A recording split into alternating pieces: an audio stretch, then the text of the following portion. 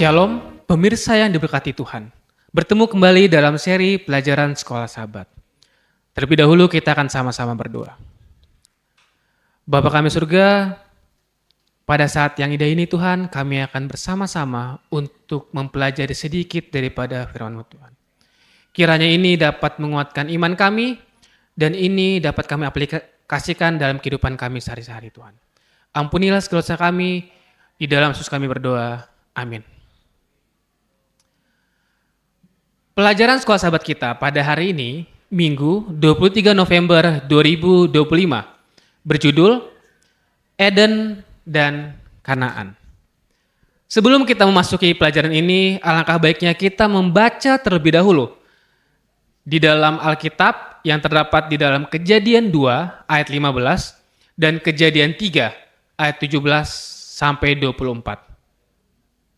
Di dalam Kejadian 2 ayat 15 berbunyi, Tuhan Allah mengambil manusia itu dan menempatkannya dalam Taman Eden untuk mengusahakan dan memelihara taman itu. Di dalam Kejadian 3 ayat 17 sampai 24 berbunyi, lalu firman-Nya kepada manusia itu, karena engkau mendengarkan perkataan istrimu dan memakan dari buah pohon yang telah kuperintahkan kepadamu, jangan makan daripadanya, maka terkutuklah tanah karena engkau. Dengan berusaha payah, engkau akan mencari rezekimu dari tanah seumur hidupmu. Semak duri dan rumput duri yang akan dihasilkan bagimu, dan tumbuh-tumbuhan di padang akan menjadi makananmu. Dengan berpeluh engkau akan mencari makananmu, sampai engkau kembali lagi menjadi tanah, karena dari situlah engkau diambil. Sebab engkau debu, dan engkau akan kembali menjadi debu. Manusia itu memberi nama Hawa kepada istrinya, sebab dialah yang menjadi ibu semua yang hidup. Dan Tuhan Allah membuat pakaian dari kulit binatang untuk manusia dan untuk istrinya itu, lalu mengenakannya kepada mereka. Berfirmanlah Tuhan, sesungguhnya manusia itu telah menjadi seperti salah satu dari kita, tahu tentang yang baik dan yang jahat.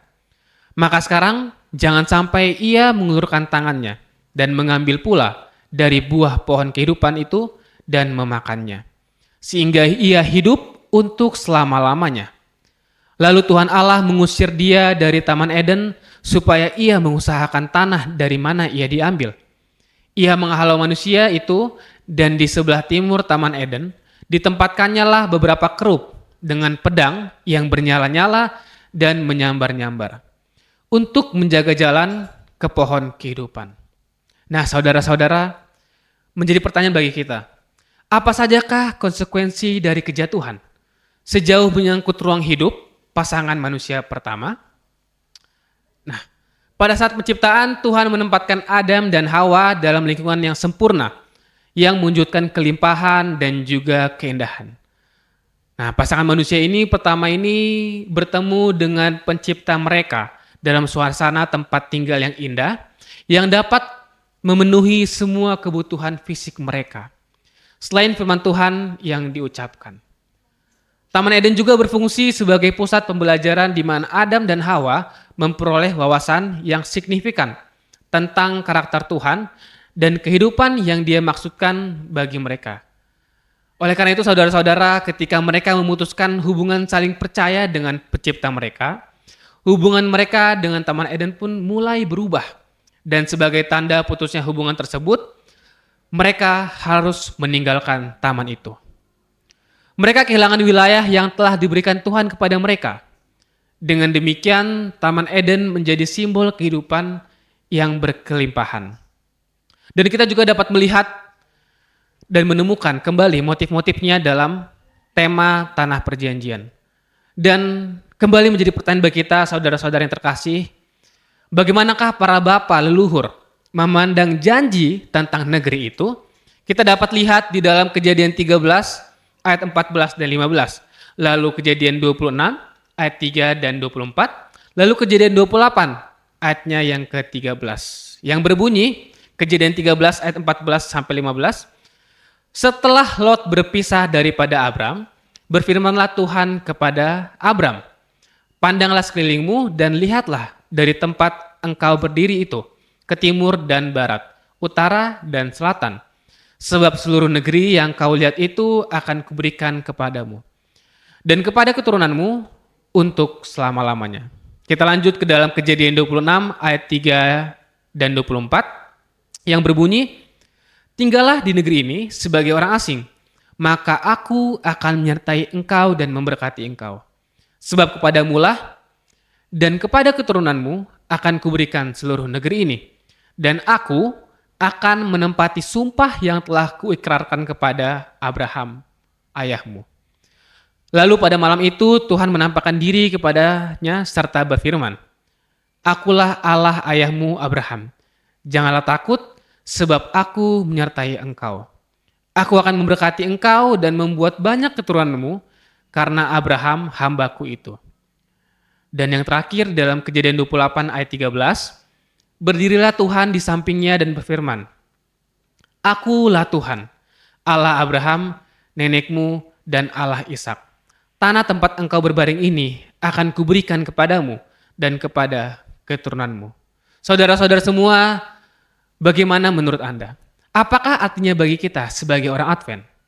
Di dalam Ibrani 6 ayat 11 sampai 15 yang berbunyi, tetapi kami ingin supaya kamu masing-masing menunjukkan kesungguhan yang sama untuk menjadikan pengharapanmu suatu milik yang pasti sampai pada akhirnya, agar kamu jangan menjadi lamban, tetapi menjadi penurut mereka yang oleh iman dan kesabaran mendapat bagian dalam apa yang dijanjikan Allah.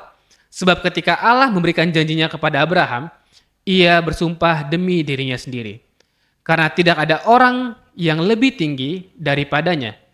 Katanya, sesungguhnya aku akan memberikan engkau berlimpah-limpah dan akan membuat engkau sangat banyak.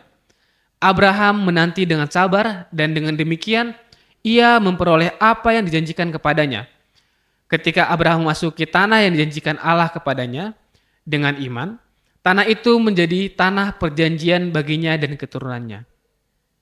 Dan tanah itu tetap menjadi tanah perjanjian selama 400 tahun. Para bapak leluhur tidak pernah benar-benar memiliki tanah itu. Tanah itu bukan milik mereka, sehingga mereka dapat memberikannya kepada anak-anak mereka sebagai warisan.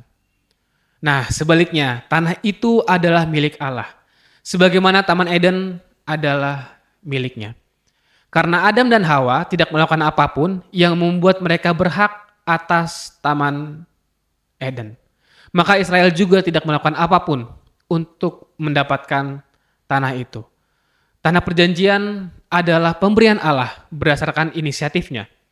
Di dalam Ulangan 9 ayat 4 sampai 6 berbunyi, Israel tidak memiliki hak yang melekat atau klaim untuk memiliki tanah tersebut. Hanya karena kasih karunia Allah lah mereka dapat memilikinya. Para bapak leluhur adalah pewaris janji-janji itu hingga janji itu digenapi. Kita sebagai pengikut Kristus telah mewarisi janji-janji yang lebih baik lagi. Di dalam Ibrani 8 ayat 6. Yang akan digenapi jika kita menjadi peniru-peniru mereka, yang oleh iman dan ketekunannya telah menerima janji-janji itu. Di dalam Ibrani 6 ayatnya yang ke-12. Tuhan memberkati. Kita sama-sama berdoa.